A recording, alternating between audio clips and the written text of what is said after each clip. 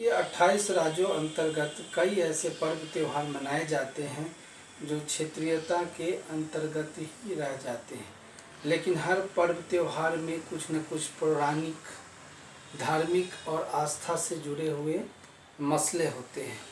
अभी जो पश्चिमी उत्तर प्रदेश है या उत्तर प्रदेश है या फिर कहे तो संपूर्ण बिहार और झारखंड राज्य में एक पर्व मनाई जा रही है, जिस पर्व का नाम है जितिया पर्व। इस पर्व की महत्ता को ऐसे समझे कि अगर कोई माता अपने पुत्र के लिए निर्जला व्रत रखेगी, वो भी 36 घंटे का, तो उसके पुत्र के ऊपर आने वाले सारे विपत्तियां समाप्त हो जाएगी। ऐसा पौराणिक कथाएं और ऐसी बात महाभारत काल में हुआ था, जब महाभारत काल में पांडवों ने द्रोणाचार्य का वध कर दिया था। तो द्रोणाचार्य के लड़के अश्वत्थामा गुस्से में आके पांडवों का जनसंहार कर दिए थे, लेकिन अर्जुन के पौत्र और उसके पौत्र के पौत्र वधु अभिमन्यु की पत्नी उत्तरा के गर्भ में पल रहे शिशु नष्ट हो चुका था, लेकिन इस जितिया पर्व की वजह से भगवान श्री कृष्ण ने उस शिशु को पुनः जन्म दिया। आइए जानते हैं इस कथा के पौराणिक जो कथाएं हैं, जो मान्यताएं हैं, वो महाभारत काल से तो शुरू हुई। अब आधुनिक काल में जो महिलाएं हैं, इन चीज़ों को कितना सीरियसली लेती हैं। अश्विनी माह के कृष्ण पक्ष की अष्टमी तिथि को जीविका पुत्रिका व्रत रखा जाता है, जिसे जितिया व्रत भी कहा जाता है। इस दिन माताएं अपनी संतान की दीर्घायु, आरोग्य और सुखम जीवन के लिए निर्जला व्रत रखकर भगवान जितवान की पूजा करती हैं। यह नहाय खाए के बाद 36 घंटे तक पानी भी ग्रहण नहीं करती हैं। भगवान सूर्य को अर्घ्य देकर पूजा की जाती है।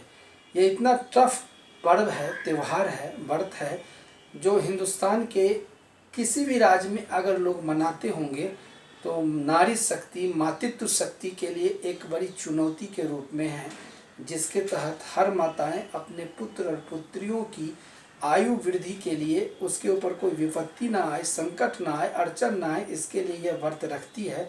और इस टफ व्रत में लगातार 36 घंटे बिना पानी के रहा जाता है। हिंदुस्तान में ऐसा पर्व होगा छोटे छोटे राज्यों में, जिसमें यह पर्व हिंदुस्तान के अनेक राज्यों से सबसे बड़ा, सबसे कठिन, सबसे चुनौतीपूर्ण पर्व और त्यौहार के तौर पे, व्रत के तौर पे सामने है। लोग इस चीज़ों पे विश्वास नहीं रखते हैं।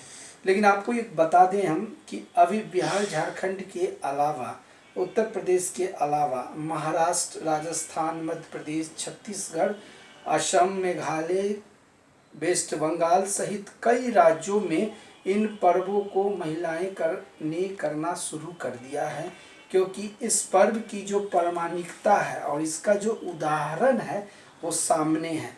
पहले आस्था के साथ छेड़छाड़ न हो, इसमें महिलाओं ने इन चीज़ों को बड़ी ही सफाई के साथ, बड़ी गोपनीयता के साथ, बड़ी ही साख और विश्वास के साथ भगवान सूर्यदेव की उपासना के मन में कामना लेते हुए लोग महिलाएं इसको करना शुरू कर दी हैं। पुरानी कथाएं महाभारत काल में जैसा सुनते आए हैं कि कुंती जो पांडव की माँ थी, उन्होंने सूर्य देव से कुछ मांगने पर एक पुत्र मांगा, जिस पुत्र का नाम सबको पता है, दानवीर कर्ण। लेकिन लोक लाज और समाज को देखते हुए कुंती ने उसे गंगा में प्रभावित कर दिया। बाद में जब सच्चाई सामने में आई, तब तक बहुत देर हो चुकी थी। तो सूर्य देव के पास ऐसी आविष्कारी, चमत्कारी आशीर्वाद है जो पुत्र रत्न और पुत्र के जीवायु, दीर्घायु के लिए दिया जाता है। और उसी जीवायु और दीर्घायु की आशीर्वाद प्राप्ति के लिए महिलाएं जितिया व्रत रखती हैं।